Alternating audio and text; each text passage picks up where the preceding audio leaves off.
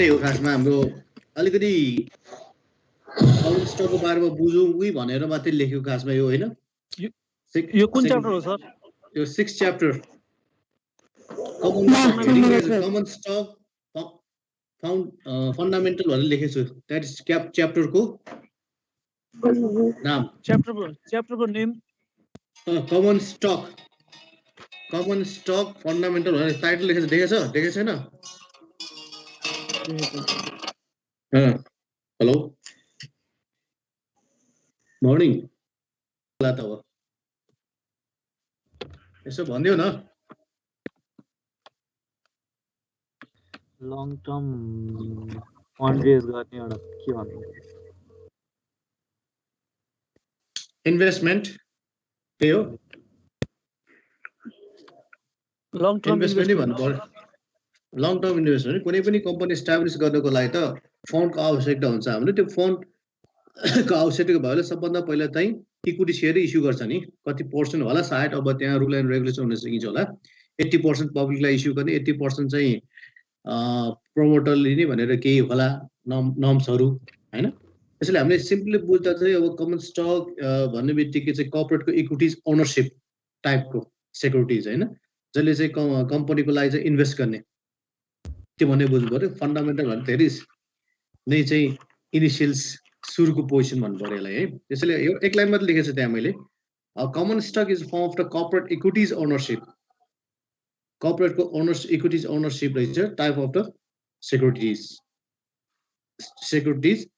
Stock ownership भनेर राखेको छु so that is one of the investment भन्नु अब हामीले इन्भेस्टमेन्टको इन्भेस्टरको थ्रुबाट हेर्ने भने that is also one of the investment to the company भन्छौँ हामी अब हामी सेकेन्डरी मार्केट कुरा नगरौँ सेकेन्डरी मार्केट भन्ने बित्तिकै चाहिँ त्यो त हामीले क्यापिटल गेन अथवा डिभिडेन्ड रिसिभ गर्नुको लागि नै इन्भेस्ट गर्ने हो खासमा त्यस पार्ट अर्कै भइहाल्यो सो यसको चाहिँ कमन स्टक चाहिँ हामीले रिसिभ गर्ने अथवा इक्विटी सेयर हामीले चाहिँ इन्भेस्ट गर्नुको एडभान्टेज र डिसएडभान्टेज भनेर लेखेको छु मैले त्यहाँ एउटा चाहिँ कमन स्टक चाहिँ इन्भेस्ट गर्यो भने भोटिङ राइट्स र भोट दिन पाइन्छ अथवा धेरै नै इक्विटी सेयर हामीसँग छ भने एज अ म्यानेजमेन्टमा इन्ट्री अथवा बोर्डमै चाहिँ इन्ट्री गर्न सकिन्छ होला सायद त्यसको राइट्स छ एडभान्टेजहरू अथवा चाहिँ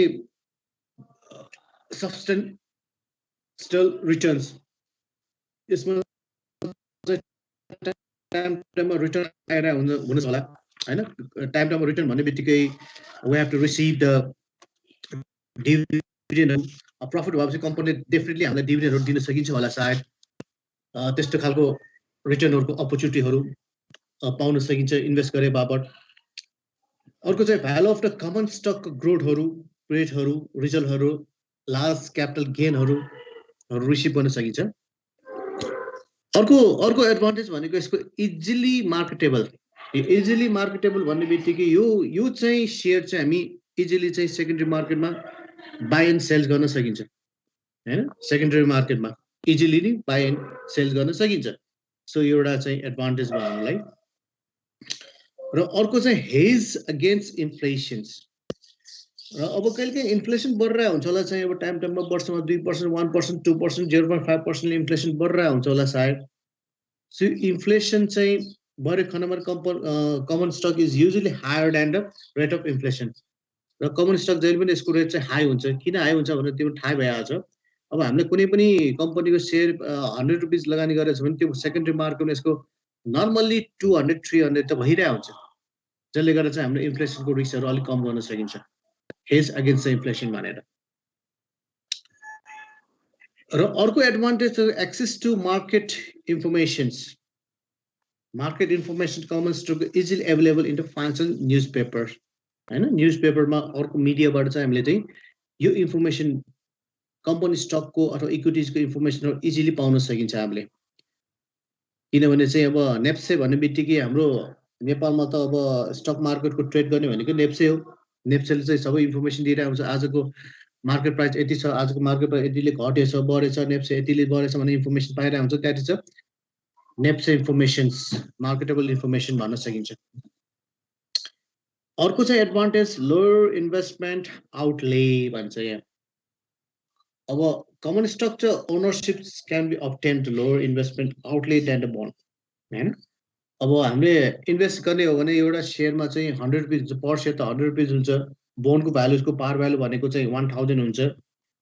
त्यसैले हामीले चाहिँ इनिसियल अथवा आइपिओमा इन्भेस्ट गर्दा त हामीले 100 मै इन्भेस्ट गर्न सकिन्छ नि, जसले गर्दा चाहिँ यसको लो इन्भेस्टमेन्ट आउटले हुन सकिन्छ भन्ने भयो। अब बोन्डमा इन्भेस्ट गर्ने हो भने 1000 त एउटा बोन्डको लागि 1000 त इन्भेस्ट गर्नु पर्यो हामीले। यसो कम्पेयर गर्दा त बोन्ड र इक्विटीजमा कम्पेयर गर्दा त डेफिनेटली इक्विटीजमा कम इन्भेस्ट गरेर पुग्छ हामीलाई एउटा सेयर। त्यो पनि आइपिओ है, फेरि सेकेन्डरी मार्केटको कुरा गरे भने आइपिओको लागि। अब यसको डिसएडभान्टेज के हुन सकिन्छ भने high risk, definitely high risk छ यसको कमन स्टकमा। किन हाई रिस्क भनेको छ भने अब प्रफिट कम्पनीको प्रफिट भएपछि मात्रै डिभिडेन्ड पाउने भयो, एउटा कुरो त्यो भयो। अर्को कुरो चाहिँ हाम्रो यदि कम्पनी चाहिँ डुब्यो भने चाहिँ हामीले जुन लगानी गरेको सेयर पनि डुबिहाल्छ, रिटर्न आउँदैन हामीलाई। त्यसैले यो इक्विटी सेयर भनेको साह्रै हाई रिस्क छ, हाम्रो रिस्की एसेट भन्छ हामी। अनसर्टन करेन्ट इन्कमहरू, डिफिकल्टिज भ्यालुएसनहरू अनि आएर अब इन्कम पनि कहिले देला, कम्पनीले कहिले देला कहिले नदेला, वी डोन्ट नो।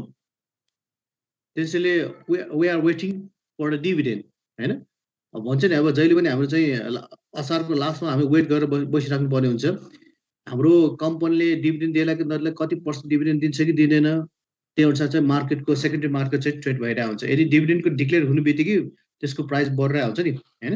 डिभिडेन्ड चाहिँ डिस्ट्रिब्युट गर्ने बित्तिकै चाहिँ हाम्रो प्राइस घट्छ। त्यसो भ्यालुएसन गर्न पनि साह्रै गाह्रो। अब हामीले कति चाहिँ स्टक भ्यालुएसन गर्न सकिन्छ, प्राइसहरू बढिरहेको हुन्छ घटिरहेको हुन्छ हैन, भोलाटाइल टाइपको फ्लक्चुएसन गरिरहेको हुन्छ हाम्रो। त्यसै भ्यालु इज मोर डिफिकल्ट, यसले भ्यालुएसन गर्न चाहिँ अलिक गाह्रै छ। अब हामीले एस्टिमेट मात्रै गर्ने हो खासमा।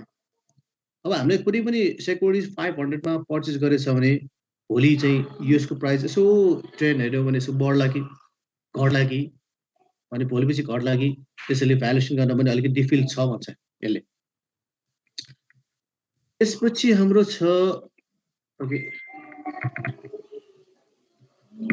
Buying and selling of the common stock. यदि इन केस हामीले सेकेन्डरी मार्केटमा, मैले नेप्सेको मात्रै यसो फर्मेट हालेको छु है, यसरी चाहिँ हामीले कोटेसनहरू पढ्नु पर्ने हुन्छ, हामीले थाहा पाउनु पर्ने हुन्छ हाम्रो। जस्तो दुईटा चाहिँ मैले एडिबिएल हैन, एग्रिकल्चर डेभलपमेन्ट ब्याङ्क र यो अरुण हाइड्रो पावर के एप्स भनेर छ।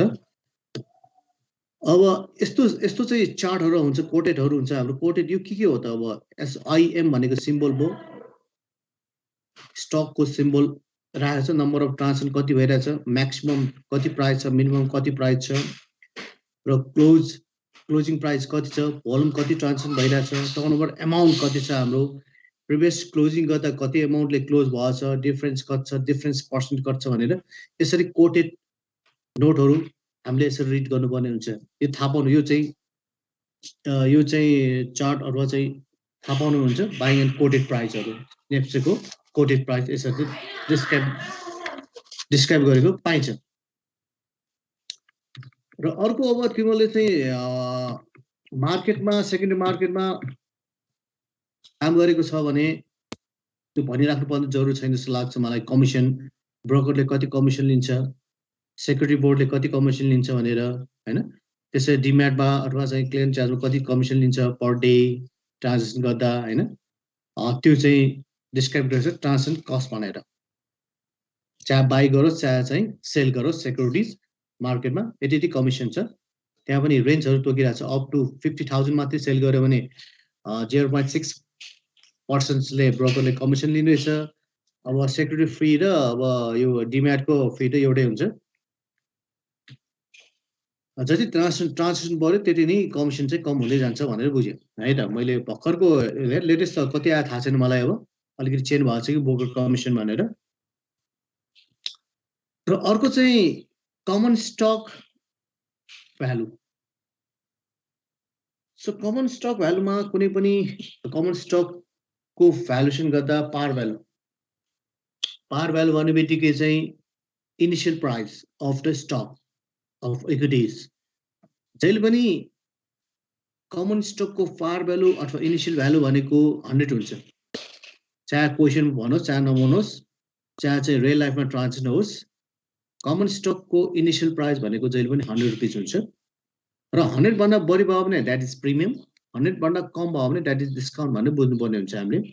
नेपालको कन्टेक्स्टमा चाहिँ अब डिस्काउन्टको बाट इस्यु गरेको पाइँदैन अहिलेसम्म र भोलिपछि गर्ला कि हैन, र अहिलेसम्ममा प्रिमियममा इस्यु गरेको पाइन्छ र 3-4वटा 5-6वटा कम्पनीले चाहिँ इस्यु गरेको पाइरहेछ अहिले।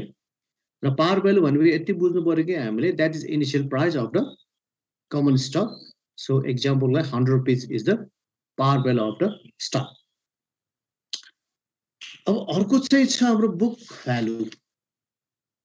सो बुक भ्यालु भनेको के होला त? अब एकाउन्टिङ कन्सेप्टबाट नेटवर्क टोटल चाहिँ एसेट भन्छ नि हैन, कम्पनीको इन्डिकेट शेयर क्यापिटल। यसमा के हुन्छ त भने share capital, share premium and retention earning, यो 3टा कुरो इन्क्लुडेड भएर हुन्छ हाम्रो बुक भ्यालुमा। त्यसै नम्बर अफ शेयरले डिभाइड गरेर बुक भ्यालु चाहिँ यति हो भनेर हामी निकाल्न सकिन्छ। र मोस्टली चाहिँ बुक भ्यालु निकाल्न सकिन्छ, आफैले पनि निकाल्न सकिन्छ कम्पनीको फाइनान्सियल स्टेटमेन्ट हेरेपछि। अब मार्केट भ्यालु भन्ने बित्तिकै मार्केटमा चलेको प्राइसहरू भन्नु पर्यो, टोटल प्राइस। अब हामीले चाहिँ टिएमएफमा हेर्दा चाहिँ पोर्टफोलियो भन्छ हामी, that is market price value अनुसार चाहिँ हाम्रो पोर्टफोलियो छ भन्छ। मार्केटमा कति चाहिँ प्राइसले बढेछ घटेछ त्यही अनुसार चाहिँ भ्यालु डिटरमाइन गर्छ, त्यसलाई मार्केट भ्यालु भन्छ हामी। र अर्को चाहिँ इन्भेस्टमेन्ट भ्यालु भन्ने बित्तिकै अब यहाँ अलिकति 2 लाइन लेखेको छु मैले। Present value of the expected future cash flow discounted at a appropriate required rate of return. So अहिले हामीले चाहिँ 100 रुपिस इन्भेस्ट गरेर फ्युचरमा हाम्रो चाहिँ कति आउँछ त? डिस्काउन्टेड प्राइस कति हुन सकिन्छ त? Appropriate required rate of return कति हुन सकिन्छ भनेर। So that is a investment value फ्युचरको भन्ने बुझिन्छ हामीले। यो चाहिँ is based on the future cash flow र फ्युचर prospectus र future state of the economics and other factor that affect the value of the securities or assets भन्छ हामी। इकोनोमिक भ्यालु पनि भन्न सकिन्छ यसलाई। So that is a common स्टकको भ्यालुको बारेमा भयो। अब टाइप्स चाहिँ थुप्रै टाइप्स छन् है। अब यसमा चाहिँ type of the common stock कस्तो खालको टाइप्सहरू छ कमन स्टकमा। एउटा इन्कम स्टक। अब इन्कम स्टक भन्ने बित्तिकै डिभिडेन्ड चाहिँ ओभर द इयर हामीले डिभिडेन्ड जहिले पनि दिइरहेको हुन्छ, consistently higher than the average dividend दिने खालकोलाई चाहिँ इन्कम स्टक भन्छ हामी। त्यसै ग्रोथ स्टक भन्ने बित्तिकै चाहिँ the stock that so higher than average capital appreciation. Average capital appreciate गर्नुको लागि, बढाउनुको लागि त्यसलाई भन्छ हामी growth stock. Blue chip stock भन्ने बित्तिकै चाहिँ larger well established and financially sound company that the long and stable record of earning and dividend. As a blue check stock भन्ने बित्तिकै चाहिँ established financeमा sound भएको company हो, the long and stable record of earning र dividend दिने खालको stable, जहिले पनि dividend चाहिँ राम्रो खालको dividend दिने, earning पनि राम्रो हुने त्यस्तो खालकोलाई blue chip stock। फाइनान्शियलमा साउन्ड हुनु पर्यो, राम्रो हुनु पर्यो कम्पनी, त्यस्तो खालकोलाई ब्लू चिप स्टक भन्छ हामी। अब नेपालमा mid cap, small cap, large caps त अब टोकेको छैन होला सायद, अहिलेसम्म टोक्ला होला सायद। त्यसले मिड क्याप भन्ने बित्तिकै कति राख्ने, 1 करोड 2 करोड अथवा चाहिँ अरबलाई चाहिँ कतिको मिड क्याप भन्ने, स्मल क्याप कतिको भन्ने भनेर डिक्लेयर चाहिँ नेप्सेले गर्यो भने चाहिँ थाहा हुन सकिन्छ होला। तर नर्मली हामीले यसको मिनिङ बुझ्ने हो भने minimum size market value, marketable capitalise हुन्छ हाम्रो, त्यसमा चाहिँ मिनिमम को आधारमा क्लासिफाई गरिरहेको हुन्छ हामीलाई हैन। अब युएसमा हेर्ने हो भने यसको मिनिमम चाहिँ क्याप्स कति राखेको छ भने 1 बिलियन टु 5 बिलियन क्याटेगोराइजमा परेको जति पनि स्टकहरू छन् त्यो मिड क्यापमा राखेको छ युएसको अनुसार, नेपालको अनुसार होइन कि युएस अनुसारको। त्यसरी स्मल क्याप्सलाई चाहिँ त्योभन्दा तल 1 बिलियन भन्दा कमको ट्रान्जेक्सनमा जति पनि स्टकहरू पर्छ त्यो चाहिँ स्मल क्याप स्टकमा पर्न आउँछ। र अर्को चाहिँ स्पेकुलेटिभ स्टक। अब यो पनि हाम्रो sustainable record of profitability but still a potential for a higher capital gain. जुन company चाहिँ without no sustainable record of the profitability but still potential for high capital gain खालको स्टकलाई चाहिँ स्पेकुलेटिभ स्टक भन्न सकिन्छ। र डिफेन्सिभ त्यस्तै take stock, cyclical स्टकहरू भनेपछि डिफेन्सिभ भन्ने बित्तिकै so the price rise even in the adverse economic situation अनुसार चाहिँ प्राइस बढ्ने, त्यसलाई त्यस्तो खालको स्टक हुन्छ हाम्रो। साइक्लिकल स्टक भन्ने बित्तिकै चाहिँ अब move to trend to move and down with the general business cycle अनुसार चाहिँ त्यसलाई साइक्लिक स्टक भन्न सकिन्छ हाम्रो। र टेक भन्ने बित्तिकै जो टेक्नोलोजी सेक्टर कम्पनीसँग रिलेटेड छ त्यस्तो खालको स्टकहरू। सो मोस्टली यति चाहिँ कमन स्टकको टाइप्सहरू देखिन्छ। यसमा हामी 2-3वटा मात्रै मोस्टली चलेको छ, त्योभन्दा बढी चलेछ नेपालमा, पछि आउला कि। र अर्को चाहिँ छ हाम्रो डिभिडेन्डको कुरा गरे। अब डिभिडेन्ड दिँदा पनि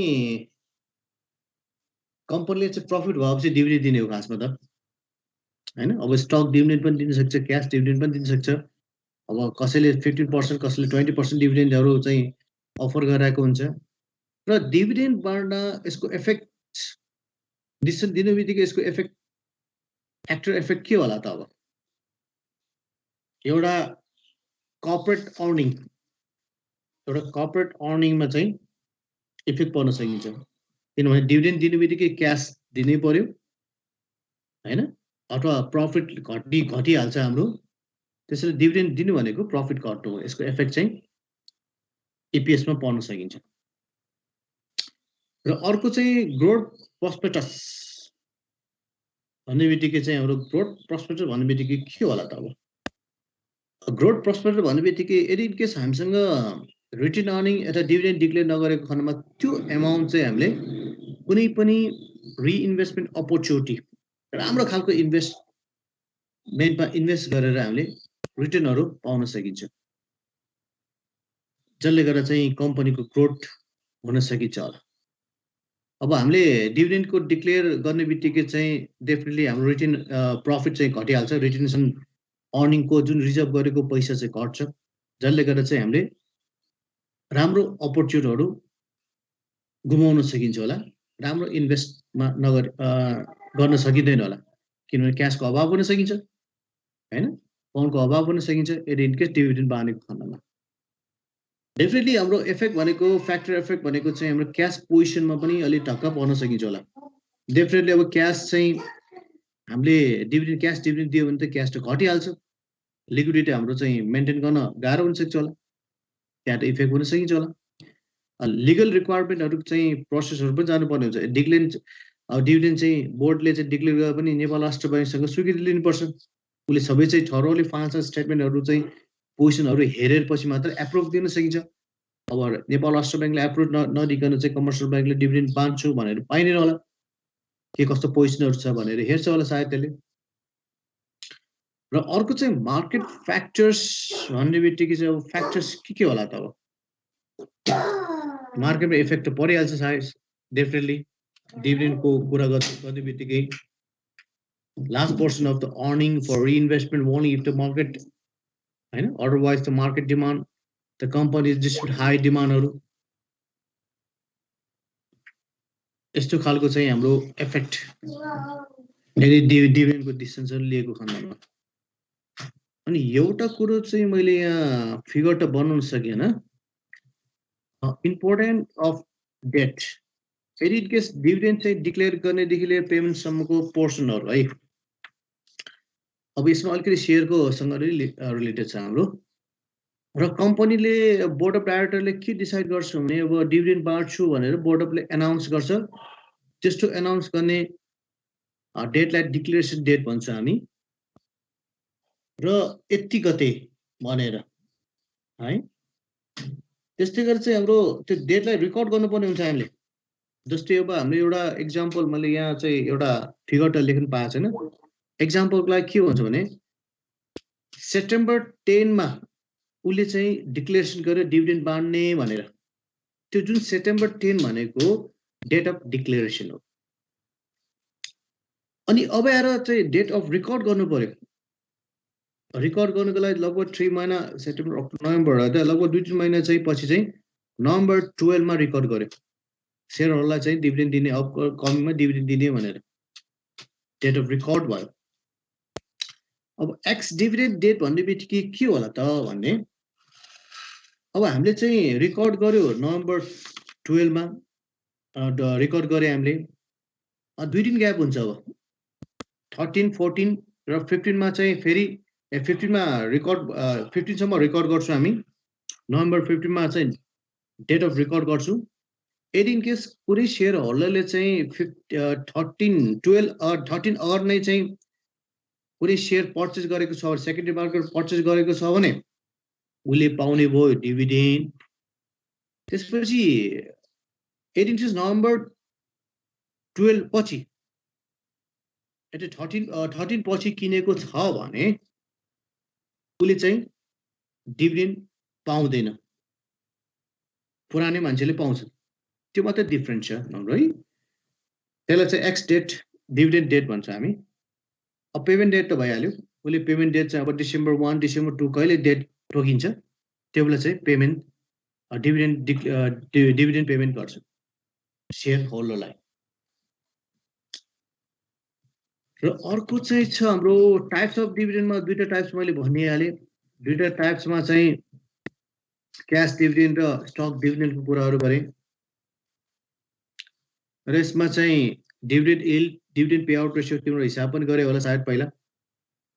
क्याश डिभिडेन्ड भन्ने क्यास चाहिँ यी दिने सेयरहरुलाई क्यासै प्रोभाइड गर्ने क्यास। हजुर आज उता पनि खोलिरहेछ, दुईतिर खोलिरहेछ आज यो क्लास। कता खोलिरहेछ? दुईतिर खोलिरहेछ। उता 8-10 जना त्यतिकै छन्, यता क्लास भइरहेछ। कुन चाहिँ क्लास खोलिरहेछ त? यही नै क्लास दुई ठाउँ खोलिरहेछ। हो र? हो सर। यो यता हेरौँ फेरि। उता अगाडि मेनुमा जानु त दुईटा माथि तल छ। एकछिन है। जर्नल पनि खोले कि हो? हो, जर्नल पनि खोलिरहेको के त। म पनि त्यहीबाट आएको हो सर। एकछिन भनेपछि यो खै त कहाँ गयो त? टिम गएपछि यस्तो भयो।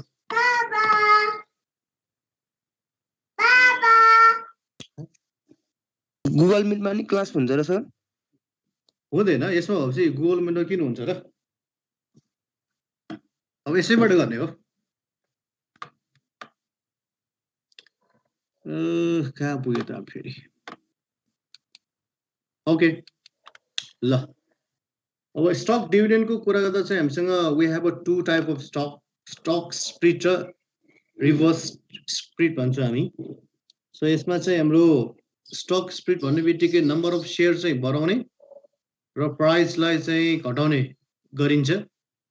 रिभर्स स्प्लिट भन्ने बित्तिकै चाहिँ नम्बर अफ स्टकलाई चाहिँ घटाउने तर प्राइसलाई बढाउने, त्यो कन्सेप्ट चाहिँ लाई भन्छ हामी स्टक डिभिडेन्ड है। डिभिडेन्ड यील्ड र डिभिडेन्ड पे आउट रेसियो त हामी रेसियोमा परिहाल्छ। अब इन्भेस्टमेन्ट स्ट्राटेजी तिमीले आफै चाहिँ हेर्न सकिन्छ होला सायद यो कुरोहरू, कसरी कुन चाहिँ स्ट्राटेजी बनाउने हो भनेर। बाइङ होल्ड स्ट्राटेजी बनाउने हो कि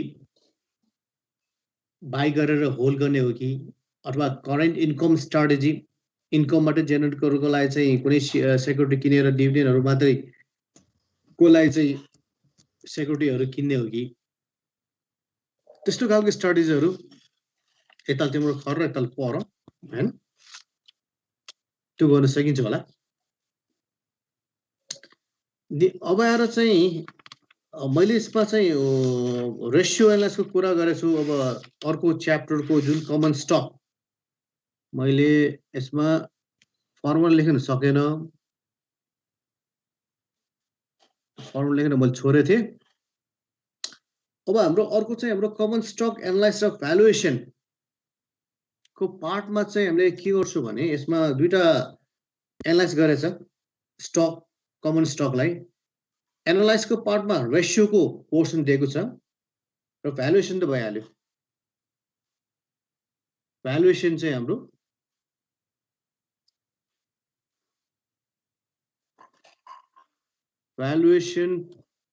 स्टक भ्यालुएसन चाहिँ हामी कतिको स्टकको प्राइस कति निकाल्न सकिन्छ त्यो पछि हामी त्यो हेर्दै जाउँला। सरसर्ती मैले रेसियोको कुरा यसो गरेँ कसरी एनालाइज गर्ने भनेर फर्मुला लेखेको छैन हामीले, म यसमा लेख्दै जाउँला। यसमा चाहिँ अप्सन नभएकोले लेखेको थिएन मैले, यो अर्कै पार्टबाट अर्को हाम्रो यो माइक्रो टिमबाट, टिम त होइन कि यो बाहिरबाट हाम्रो चाहिँ माइक्रोसफ्टबाटै चाहिँ गर्नु पर्ला। यो फर्मुला क्रिएट गर्न सकिन्छ होला अनि त्यसमा यो कपी गरेर प्रेस हाल्नु पर्ला यसमा। र यसमा अप्सन नभएकोले मैले लेखेको छैन। ओके, अब फाइनेन्सियल रेसियो भन्ने बित्तिकै चाहिँ सो लगभग we have 4 types of ratio. एउटा चाहिँ हाम्रो लिक्विडिटी रेसियो भइहाल्यो, लिभरेज रेसियो, अदरवाइज चाहिँ हाम्रो टर्नओभर रेसियो र टर्नओभर भन्ने बित्तिकै एक्टिभिटी रेसियो भन्छ हामी यसमा फाइनेन्समा। र अर्को लास्टमा प्रफिटेबिलिटी रेसियो। यो 4वटा रेसियोहरूले चाहिँ कमन स्टकलाई एनालाइज गर्न सकिन्छ। अब लिक्विडिटी रेसियोमा सबभन्दा पहिला भनेको करेन्ट रेसियो सबैले आउँछ होला। त्यो फर्मुला चाहिँ करेन्ट रेसियोको formula current asset upon current liabilities.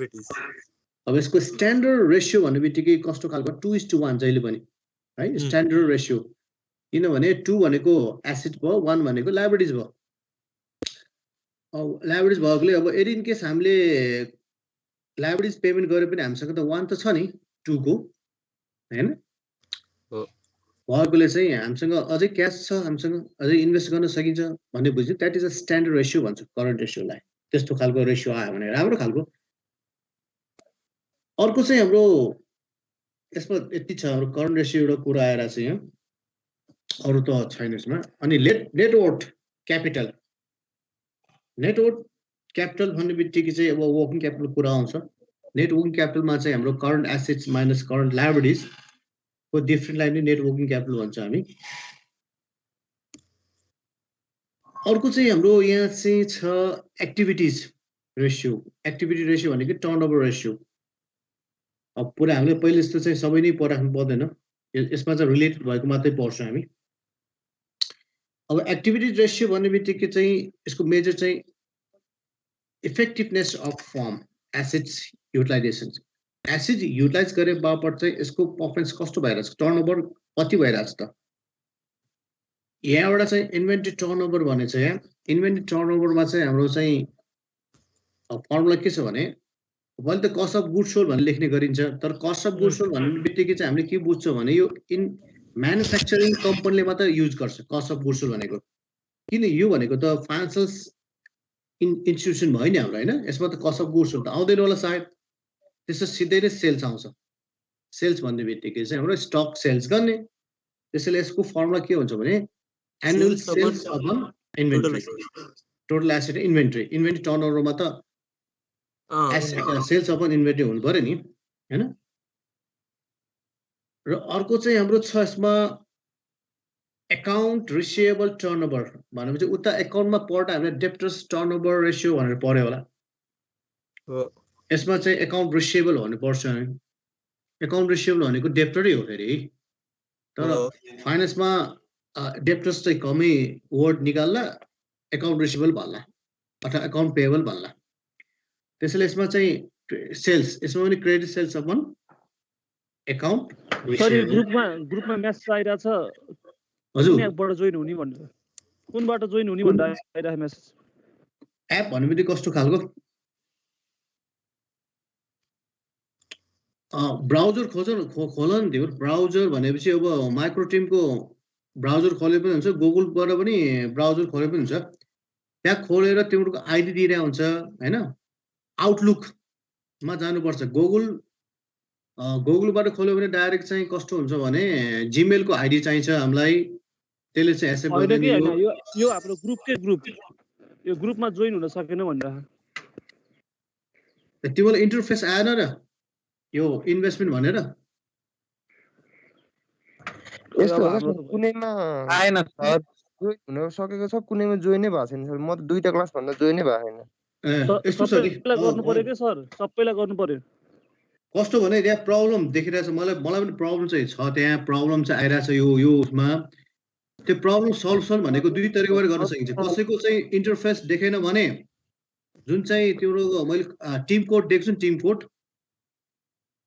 त्यो टिम कोडको थ्रुबाट क्लासमा छिर्ने हो त्यो एउटा अप्सन हो खासमा यदि इन केस सबैले देखेछ भने डाइरेक्टली जोइन हुन्छ कसैलाई देखिरहेछ कसैलाई देखिँदैन त्यो चाहिँ प्रब्लम चाहिँ आइरहेछ है त्यो चाहिँ आइटी डिपार्टमेन्टले पनि थाहा होला सायद मैले यो गर्दा गर्दा थाहा भएको कुरो त्यसैले मैले थाहा भएको कुरो त्यो मलाई सेयरिङ गरेँ मैले अब म पनि यसमा चाहिँ विज्ञ होइन कि अब धेरै कुरो थाहा छैन भर्खर त सिक्दैछु यो अब यो वान नोट पनि यसो चलाउँदैछु होइन के छ कसो छ यहाँ त धेरै अप्सन त छैन त्यसैले मैले फर्मुला पनि लेख्नु पाएको छैन अर्को उपायहरू निकाल्दै जानुपर्ने हुन्छ अनि अर्को एउटा चाहिँ हाम्रो यो जुन चाहिँ माइक्रो टिम जुन चाहिँ रेजिस्टर गरेको छ उसले फुल अप्सन चाहिँ हामीलाई दिएको छैन प्रोभाइड गरेको छैन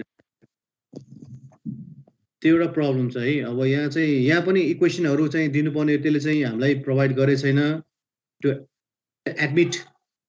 एडमिनिस्ट्रेसन भन्छ यसमा उसले चाहिँ हामीलाई चाहिँ अर्थर दिएको छैन 3-4वटा एकदम ब्लक गरिरहेछ मैले धेरैको ब्लक गरिरहेछ यहाँ मलाई चाहिने कुरोहरू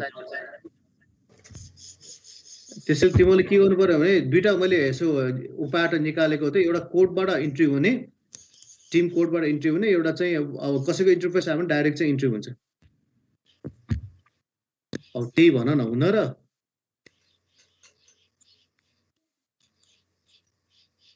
ओके ल सर पढ्नु ओके ल आज रेसियो मात्रै सकौँ न भोलि चाहिँ हामी भोलि पनि फेरि सल्युसन निकालौँ न नि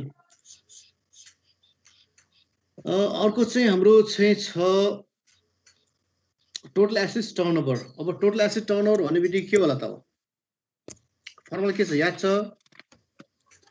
net sales by total asset yes net sales by total assets definitely त्यही हो एउटा कुरा तिमीले चाहिँ यो फर्मुला याद गर्दा जहिले पनि याद गर्नु पर्यो टर्नओभर एक्टिभिटी रेसियो भन्ने बित्तिकै सेल्ससँग रिलेटेड छ सेल्स जहिले पनि माथि हुन्छ र जुन रिक्वायरमेन्ट छ जहिले पनि तलतिर हुन्छ त्यसरी फर्मुला याद गर्ने यसलाई है हो कि नै एक्टिभिटी भने यति कुरो याद गर्नु पर्यो तिमीले एक्टिभिटी रेसियो अथवा टर्नओभर रेसियो भन्ने बित्तिकै यो चाहिँ सेल्ससँग रिलेटेड छ भनेर बुझ्नु पर्यो सेल्स जहिले पनि माथि हुन्छ अनि आएर चाहिँ मात्र जुन रिक्वायरमेन्ट भनेको छ त्यो रिक्वायरमेन्ट जहिले पनि तलतिर हुन्छ त्यति बुझ्यो भने फर्मुला करेक्ट हुन्छ अब यो दुईटा चाहिँ अलि याद गर्नुपर्ने अर्कै कुरो हो नत्र चाहिँ यसरी याद गर्दै जान्छौँ हामी र अर्को कुरो चाहिँ हाम्रो लिभरेज रेसियोमा चाहिँ 2-3वटा छ यहाँ 4वटै छ यहाँ जुन चाहिँ मोस्टली दुईटा चाहिँ मोस्टली युज टु छ एउटा डेप एसेट्स रेसियो भन्ने डेप एसेट रेसियो भन्ने बित्तिकै चाहिँ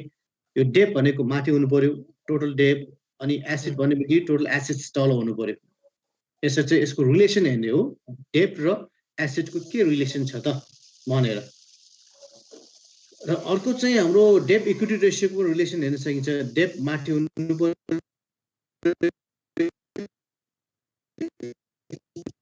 टोटल इक्विटी तल हुनु पर्यो interest earning before interest and tax upon interest expenses यसको रिलेसन के छ त हाम्रो भनेर अनि क्यास कभरेज रेसियोहरूको कुरोहरू र मोस्टली चाहिँ युज टु भएको चाहिँ दुईटा मात्रै छ हाम्रो डेप एसेट्स र डेप इक्विटिजको रेसियोहरू बढी सोधेको पाइन्छ हामीले र अर्को चाहिँ यसको लास्ट चाहिँ हाम्रो रेसियो छ हाम्रो प्रफिटेबिलिटी रेसियो रेसियो भनेको नेट प्रफिट मार्जिनहरू त्यस्तै गरेर रिटर्न अन एसेट्स या ग्रोसको हुँदैन हाम्रो ग्रोस भन्ने बित्तिकै चाहिँ ग्रोस प्रफिट मार्जिन हुँदैन किन भन्दै भने यो म्यानुफ्याक्चरिङ कम्पनी होइन यो चाहिँ फाइनेन्सियल इन्स्टिट्युसन कम्पनी भएकोले नेट प्रफिट मार्जिन भनेपछि नेट इन्कम अपन सेल्स अब रिटर्न भन्ने बित्तिकै वर्ड आउने बित्तिकै हामीले के बुझ्नुपर्छ भने द्याट इज नेट प्रफिट अथवा नेट इन्कमसँग रिलेटेड छ त्यसैले नेट इन्कम जहिले पनि माथितिर हुन्छ, जुन रिक्वायरमेन्ट छ त्यो तलतिर हुन्छ।